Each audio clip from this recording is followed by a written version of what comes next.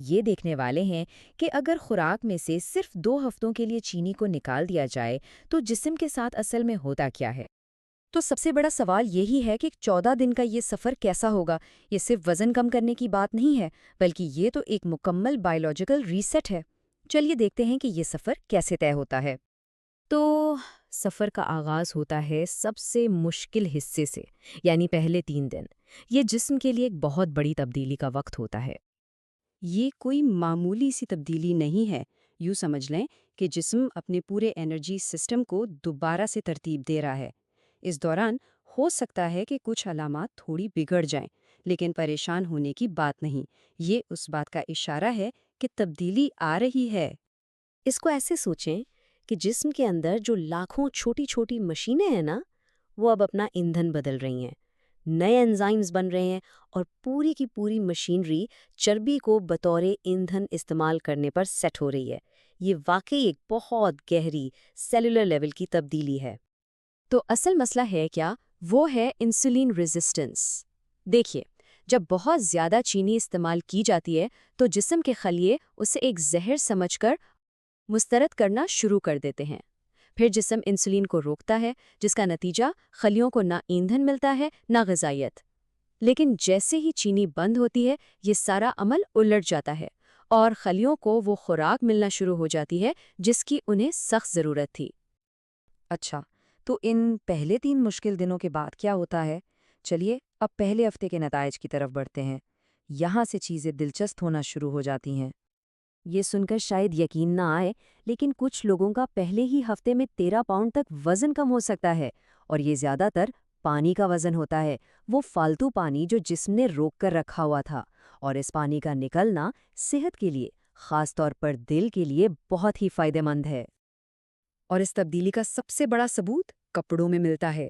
جیسے ہی جسم سے پانی نکلتا ہے اور چربی جلنا شروع ہوتی ہے، کپڑے ڈھیلے محسوس ہونے لگتے ہیں، خاص طور پر کمر کے گرد۔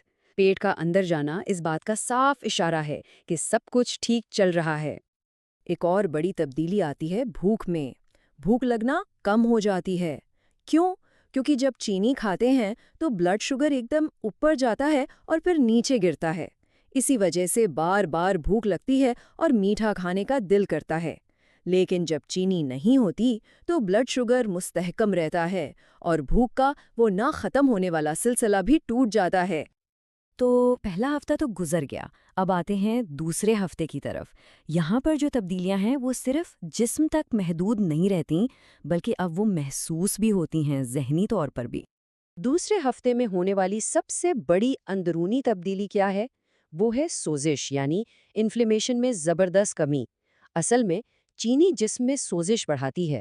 جب اسے ہٹا دیتے ہیں تو جسم کو آرام ملتا ہے اور وہ خود کو ٹھیک کرنا شروع کر دیتا ہے۔